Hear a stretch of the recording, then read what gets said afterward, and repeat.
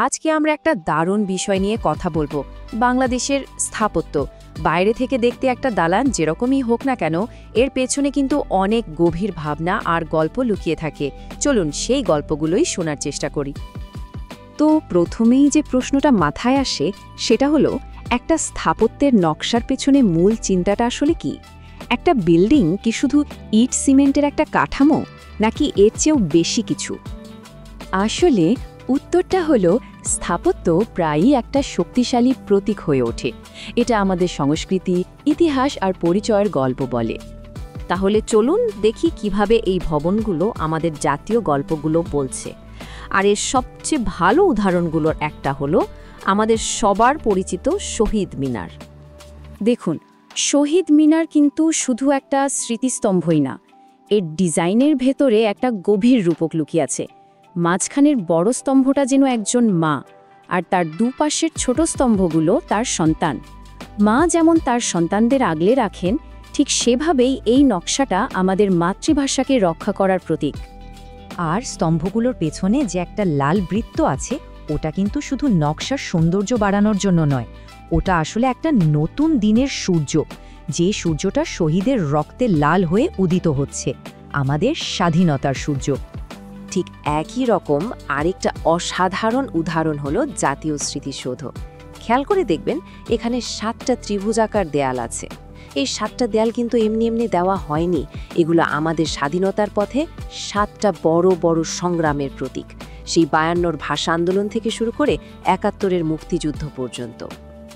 এমনকি ঢাকার স্বাধীনতা স্তম্ভের কথাই ধরুন, এর পুরো নকশাটাই একটা গল্প।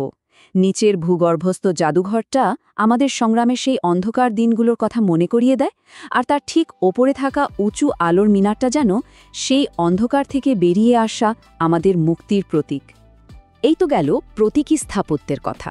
এবার চলুন একটু অন্য একটা দর্শনের দিকে তাকাই, যার নাম আধুনিকতাবাদ বা মডার্নিজম। এই ধারণাটা কিন্তু শুধু বাংলাদেশেই না, সারা বিশ্বেই স্থাপত্যের ভাবনাকে একেবারে বদলে দিয়েছিল। আধুনিক স্থাপত্যের মূলমন্ত্রগুলোর একটা হলো ফর্ম ফলোজ ফাংশন।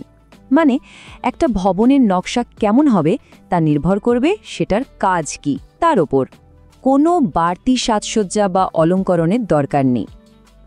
আর এর সাথে আসে আর একটা খুব বিখ্যাত কথা, লেস ইজ মোর। সোজা বাংলায় বললে, অল্পের মধ্যে আসল সৌন্দর্য। মানে খুব সাধারণ আর ছিমছাম নকশার উপরে জোর দেওয়া হয়। এই দর্শনের কারণেই দেখবেন আধুনিক ভবনগুলোতে কলাম ব্যবহার করে ভেতরের জায়গাটা অনেক খোলামেলা রাখা হয়, দেয়ালের ভার কমে যায়, ফলে ভেতরে অনেক আলো বাতাস খেলতে পারে।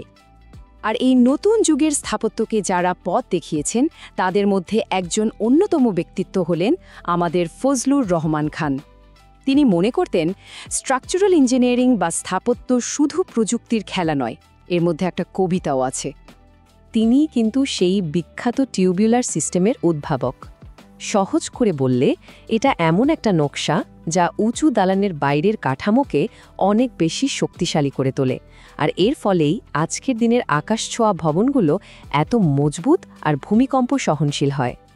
বেশ, আধুনিকতার কথা তো হলো, এবার চলুন একটু আমাদের নিজেদের দিকে তাকাই, আমাদের দেশীয় স্থাপত্যের দিকে। এখানকার স্থাপত্যের গল্পটা কিন্তু সব সময় এদেশের মাটি আর পরিবেশের সাথে খুব গভীরভাবে জড়িয়ে আছে। আমাদের দেশের ভবনগুলোর নকশায় সবচেয়ে বেশি প্রভাব ফেলেছে এখানকার জলবায়ু, মানুষের সংস্কৃতি আর অবশ্যই প্রকৃতি। বন্যা, ঝড়, গরম, এই সব কিছুর সাথে মানিয়ে নেওয়ার একটা চেষ্টা দেখা যায় এখানকার নকশার মধ্যে। এখানে একটা মজার ব্যাপার আছে জানেন, গ্রামের সাধারণ খড়ের ঘরের যে একটা বাঁকানো চাল থাকে, যেটাকে আমরা চালা বলি, সেই নকশাটাই কিন্তু পরবর্তীতে সুলতানি আমলের অনেক বড় বড় মসজিদ আর মন্দিরের স্থাপত্যকে প্রভাবিত করেছে। ভাবা যায়? আমাদের দেশীয় স্থাপত্যের দুটো মূল বিষয় কিন্তু খুব গুরুত্বপূর্ণ। এক, স্থানীয় জলবায়ুর সাথে খাপ খাইয়ে নেওয়া, আর দুই, প্রাকৃতিক দুর্যোগ মোকাবেলার ক্ষমতা। যেমন ধরুন, উপকূলের দিকে বাড়িগুলো উঁচু ভিটা বা খুঁটির ওপর তৈরি করা হয়, যাতে বন্যার পানি সহজে ঘরে ঢুকতে না পারে। এটাই হলো দুর্যোগ সহনশীল নকশার একেবারে বাস্তব উদাহরণ। তাহলে আমরা কি দেখলাম? একদিকে আছে আমাদের ইতিহাসের প্রতীকী স্থাপত্য, অন্যদিকে বিশ্বজুড়ে ছড়িয়ে পড়া আধুনিকতা, আবার আছে আমাদের নিজস্ব মাটির কাছাকাছি ঐতিহ্য। এই সব কিছু থেকে আমরা ভবিষ্যতের জন্য কি শিখতে পারি? পথটা কিন্তু পরিষ্কার। ভবিষ্যতে স্থাপত্যে আমাদের এই 3টে জিনিসকেই একসাথে মেলাতে হবে। এমন ভবন বানাতে হবে যা আমাদের ঐতিহ্যের গল্প বলবে, যা ব্যবহারে খুব সহজ ও কার্যকরী হবে এবং যা আমাদের দেশের প্রকৃতি আর পরিবেশের সাথে খাপ খাইয়ে চলতে পারবে।